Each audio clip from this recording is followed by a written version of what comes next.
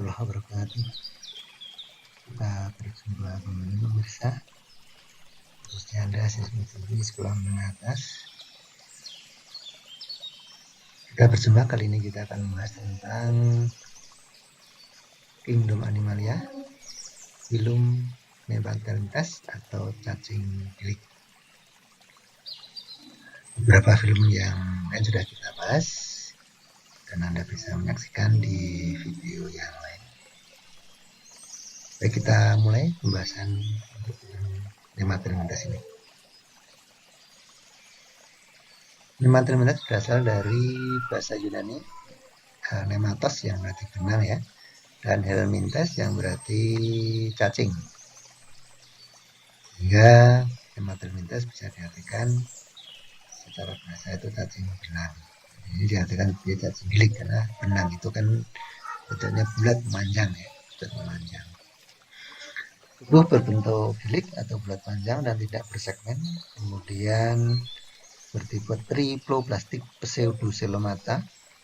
Triploblastik itu pada saat embrio memiliki 3 lapisan ya, endoderm, mesoderm, dan ectoderm.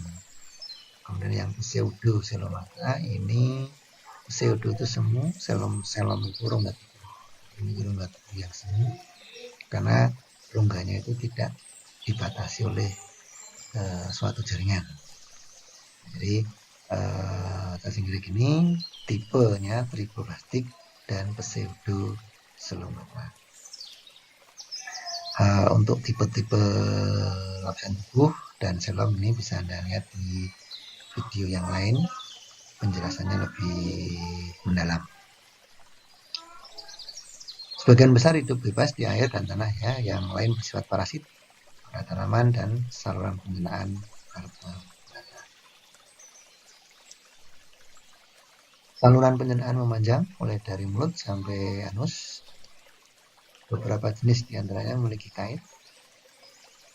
Sistem saraf berupa cincin saraf yang mengelilingi esofagus atau kerongkongan yang dihubungkan dengan 6 selaput saraf. Respirasi dilakukan secara difusi melalui seluruh permukaan tubuh. Jadi cacing bilik ini belum memiliki sistem respirasi atau alat-alat respirasi yang tertentu. Jadi proses pernapasannya masih melalui permukaan tubuh. Tidak memiliki sistem sirkulasi, tetapi mempunyai cairan yang berfungsi seperti darah.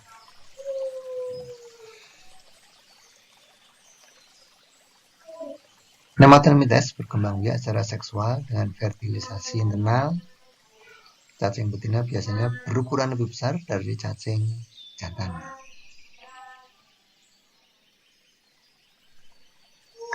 Kita lihat beberapa contoh cacing nematalitas ya. Yang pertama adalah Ascaris lumbricoides atau cacing belang, atau disebut juga sebagai cacing usus halus.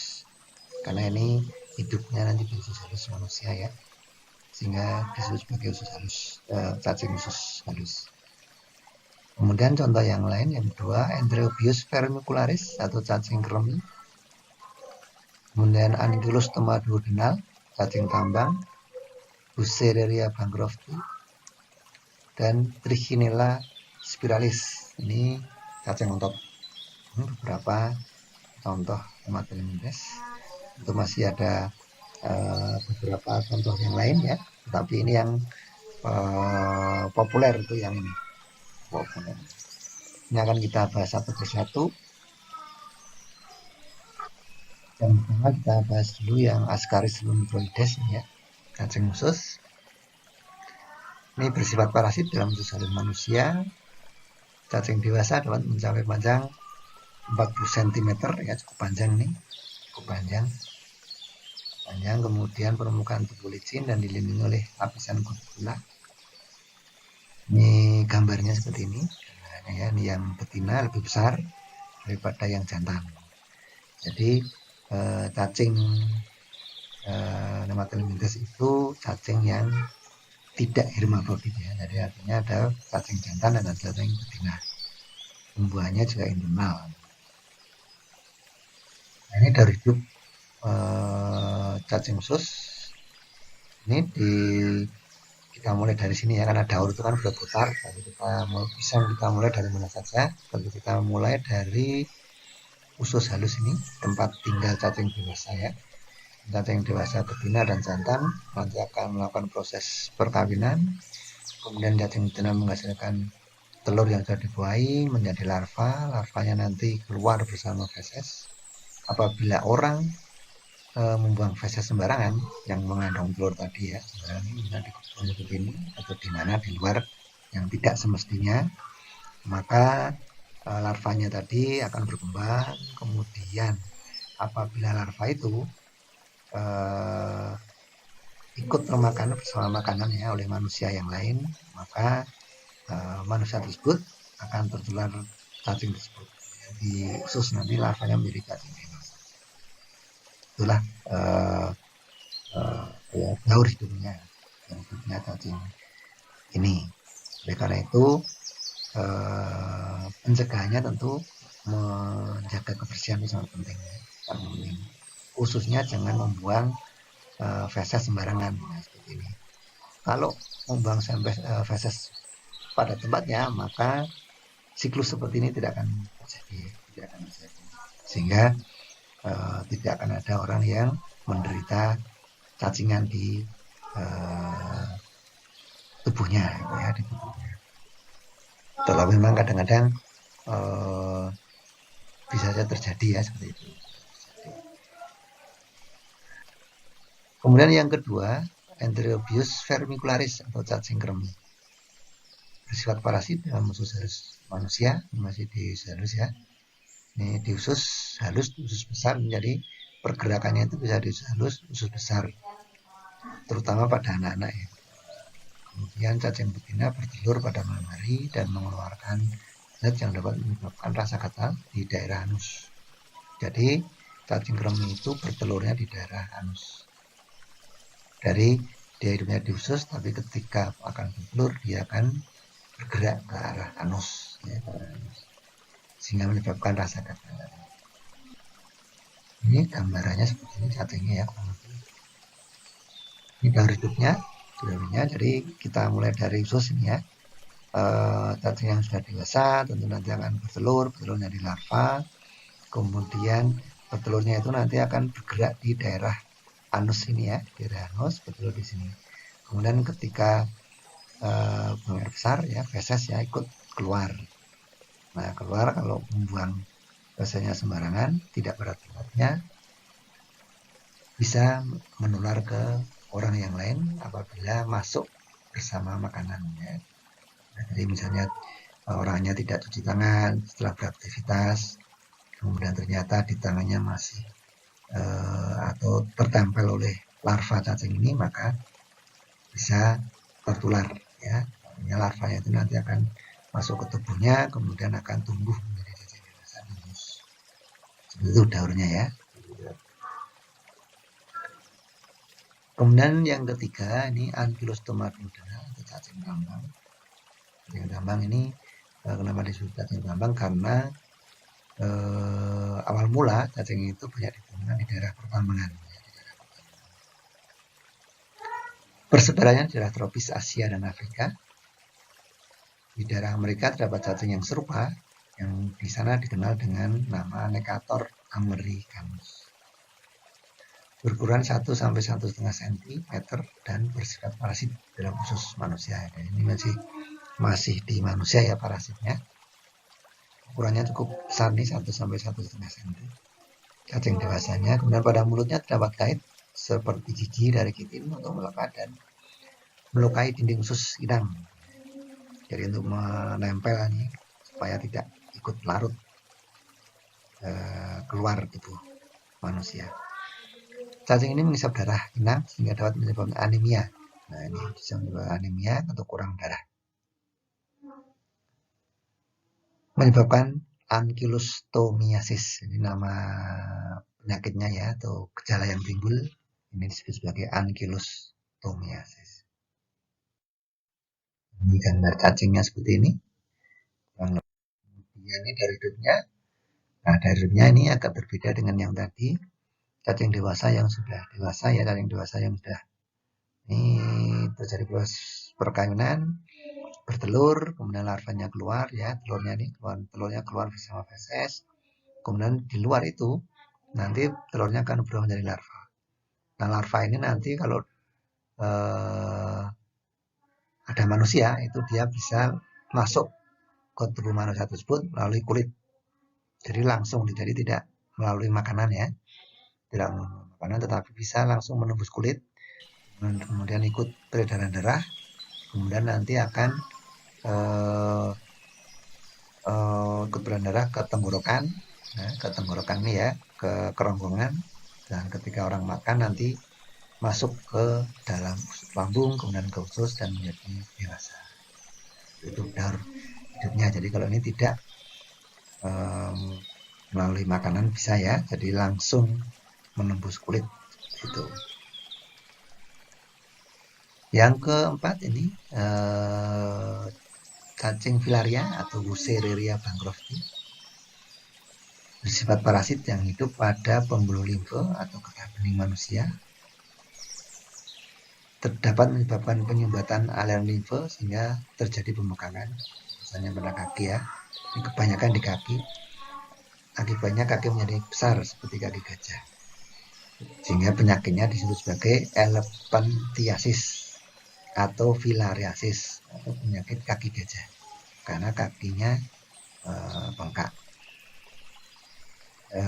Kebanyakan memang penyumbatan itu terjadi di kaki ya, terjadi di kaki sehingga pengumpulan cairan itu ya banyak di kaki, sehingga pembengkakannya banyak terjadi di kaki. Ditularkan melalui gigitan nyamuk kulek. Jadi nyamuknya itu jenisnya tertentu ya, dari nyamuk kulek, kalau nyamuk yang lain tidak. Jadi tertentu ini inang perantaranya itu nyamuk kulek. Ini gambaran cacingnya. Nah, ini dari hidupnya kita lihat ya. Ini misalnya kita mulai dari sini saja. Nyamuk gigit manusia. Kebetulan nyamuk ini sudah membawa larva filaria ya, filaria, maka larvanya akan masuk ke dalam tubuh ini ya, peredaran darah, kemudian nanti masuk ke pembuluh getah bening dan menjadi dewasa di sana. Nah, di sini pembuluh getah bening ini yang gambar garis-garis ini adalah gambaran pembuluh limfe getah bening. Istilah dia akan dewasa. Ini seperti ini, jantan betina, kemudian kalau sudah dewasa akan terjadi perkawinan, menghasilkan telur, ya. Kemudian dari pembuluh limfe akan pindah ke pembuluh darah, ya, pindah ke pembuluh darah. Nah, ketika nanti ada nyamuk yang menggigit, maka larvanya tadi akan ikut terhisap nyamuk. Nah, kemudian ketika nyamuk itu menggigit orang lain lagi, maka prosesnya seperti tadi. Nyamuk tadi akan memindah larvanya tadi ke orang lain, akan terjadi penularan. Ini jadi prosesnya ini cacing filaria. Nah, ini gambaran pembuluh limfe ya, yang putih-putih ini adalah pembuluh limfe ya.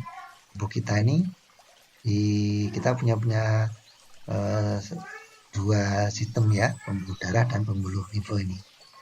Nah, ini banyak di seluruh tubuh kita ini. Disinilah nanti cacingnya juga akan tumbuh. Nah, dapat menyebabkan penyumbatan. Nah, kalau terjadi penyumbatan seperti ini, maka cairan itu akan terhambat untuk berputar. Maka dia akan berhenti di daerah tersebut sehingga akan menimbulkan pembengkakan seperti ini. Cacingnya itu menyebabkan efek yang lain ya, yang beratnya ini. Ini akibatnya terjadi penyumbatan cairan sehingga menimbulkan pembengkakan yang disebut sebagai penyakit kaki gajah. Yang keempat, yang terakhir nih, cacing otot ya, Trichinella spiralis. Bersifat parasit di usus manusia, babi dan tikus yang dapat menyebabkan penyakit namanya trichinosis. Cacingnya seperti ini, bentuknya ya, nah, melingkar seperti ini. Ini daur hidupnya seperti ini. Bisa pada babi ya, atau tikus, atau pada manusia. Cacing dewasa yang hidup di usus ini, di usus ya. Kalau udah dewasa kan mengeluarkan telur, kemudian ikut feses ya, seperti tadi. Kemudian apabila larvanya tadi ikut termakan manusia ya, maka manusia yang lain tersebut akan mengalami atau menderita penyakit yang disebabkan oleh cacing tersebut. Kadar hidupnya itu mirip dengan cacing yang lain ya, jadi masuknya melalui makanan. Dengan juga apabila itu dimakan oleh babi atau dimakan oleh tikus, maka kedua hewan tersebut akan terdapat larva dan akan menjadi cacing yang dewasa. Itu dari hidup dari cacing Trichinella ini. Itulah beberapa contoh dari kelas Trematodea ya, cacing gilik. Dan demikian juga akhir dari pembahasan kita di film Nematelmintus ini. Semoga bisa dipahami ya, bisa untuk menambah pemahaman sehingga lebih paham terhadap materi ini. Dan terima kasih atas perhatiannya. Kita berjumpa lagi pada materi yang lain di video yang lain. Saya akhiri, terima kasih. Assalamualaikum warahmatullahi wabarakatuh.